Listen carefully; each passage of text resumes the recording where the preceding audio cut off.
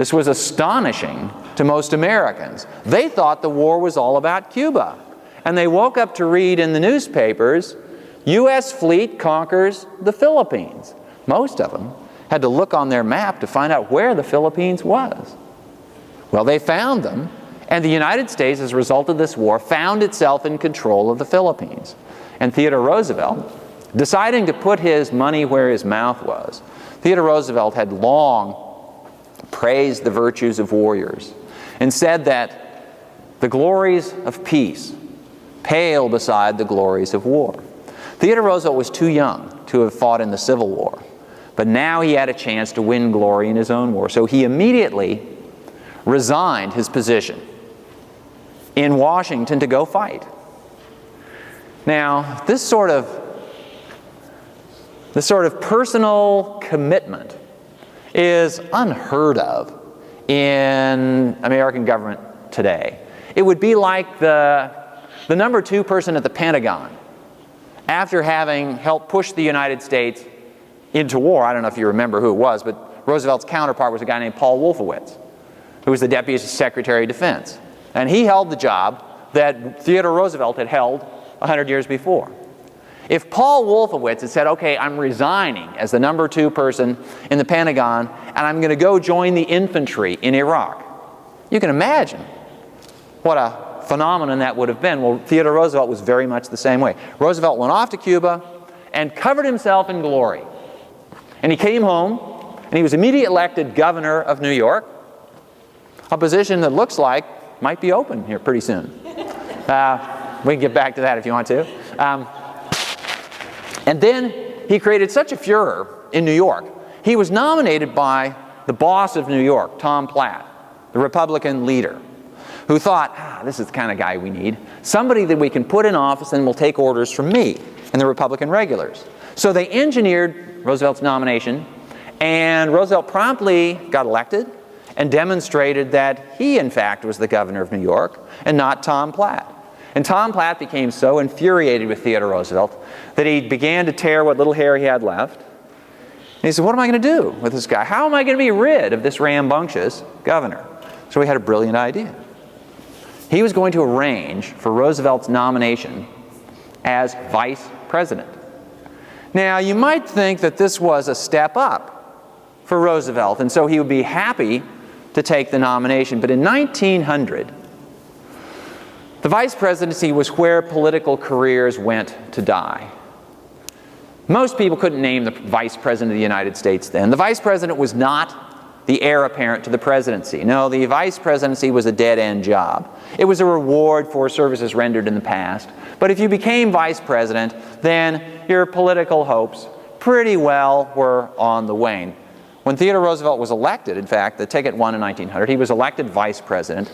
He became so bored with his job that he seriously toyed with the idea of going to law school while he was vice president. He had attended law school very briefly out of college, but he dropped out to do something else.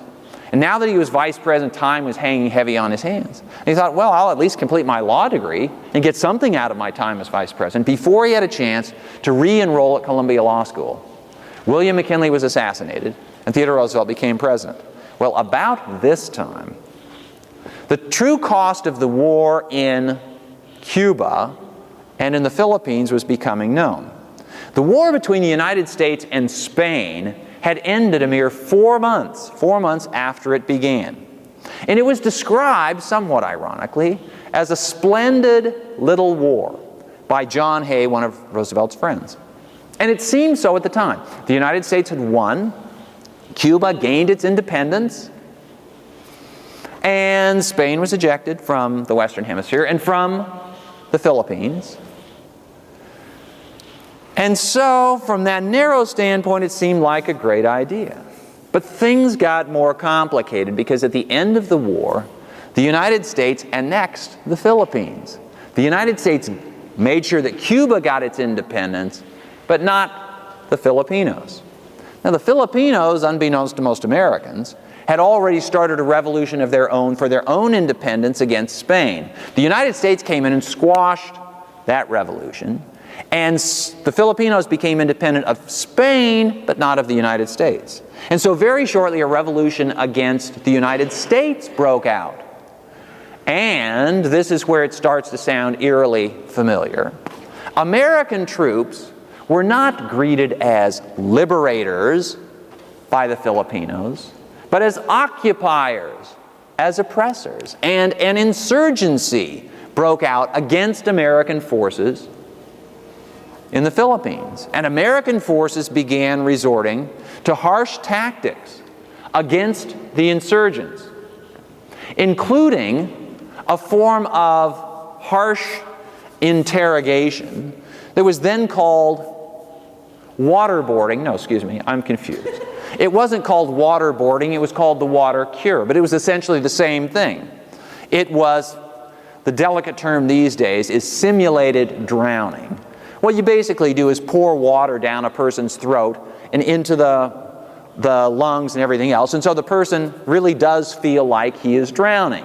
And then you stop the process when they tell you what you want to hear.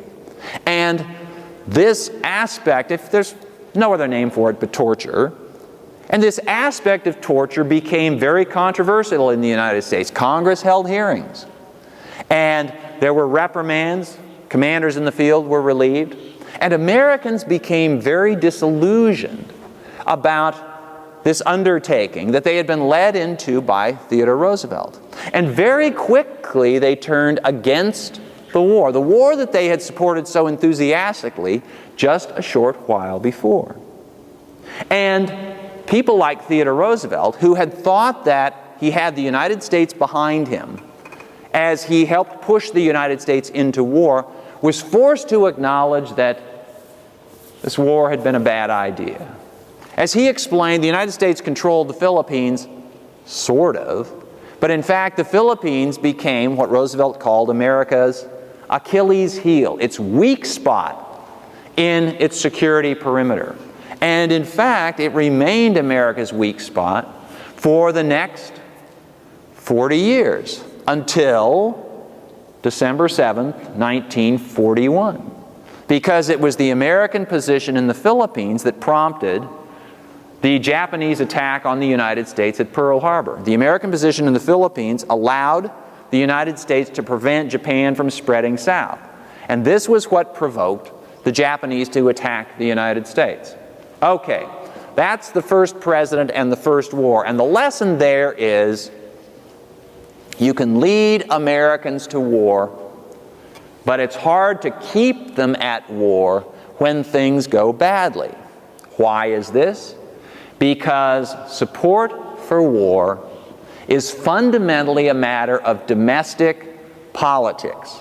America's wars are only partly about how do the soldiers perform in those foreign theaters. Mostly they're about how long will the American people support this particular war, whatever that war happens to be.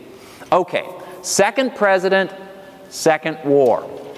Woodrow Wilson, as I said, was elected in 1912. At the time, he had no idea that Western civilization was about to undergo its most horrendous conflict in history.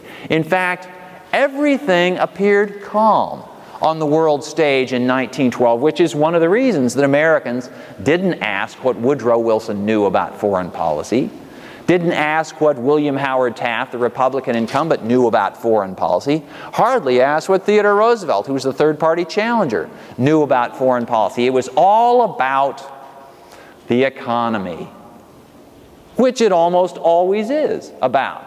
And for the first year of his presidency, Woodrow Wilson paid almost no attention to foreign policy. He was concerned with the domestic economy. He was concerned with tax reform. And he really gave hardly a thought to foreign affairs.